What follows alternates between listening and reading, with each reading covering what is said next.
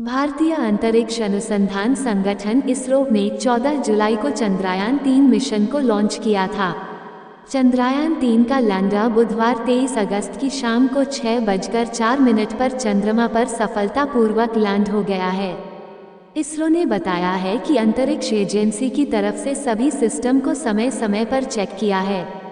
देशवासियों के लिए खुशखबरी है कि चंद्रयान-3 के सभी सिस्टम ठीक से काम कर रहे हैं। इसरो ने 5 साल पहले चंद्रयान-2 मिशन लॉन्च किया था, जिसे आंशिक रूप से सफल माना जाता है, क्योंकि यह मिशन पूरी तरह से फेल नहीं हुआ था। चंद्रयान-2 का ऑर्बिटर अभी भी चांद की कक्षा में स्थापित है।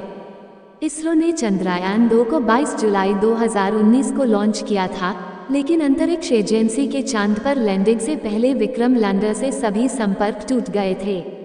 अगर लैंडर सफलतापूर्वक चांद पर उतर गया होता, तो भारत उन देशों में शामिल हो जाता जो चांद पर पहुंच चुके हैं।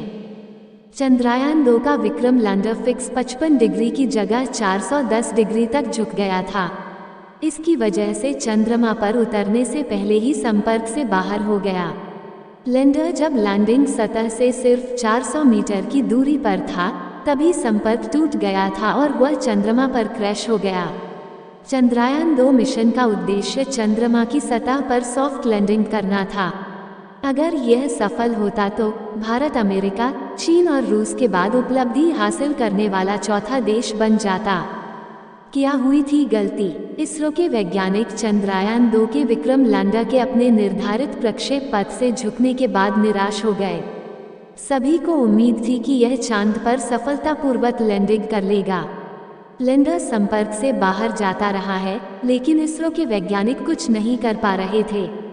उम्मीद थी कि विक्रम लैंडर की गति 4 चरणों में 6000 किलोमीटर प्रति घंटे से घटकर 0 किलोमीटर प्रति घंटे तक हो जाएगी, लेकिन चांद की सतह पर उतरने से पहले ही लैंडर से इसरो का संपर्क टूट गया।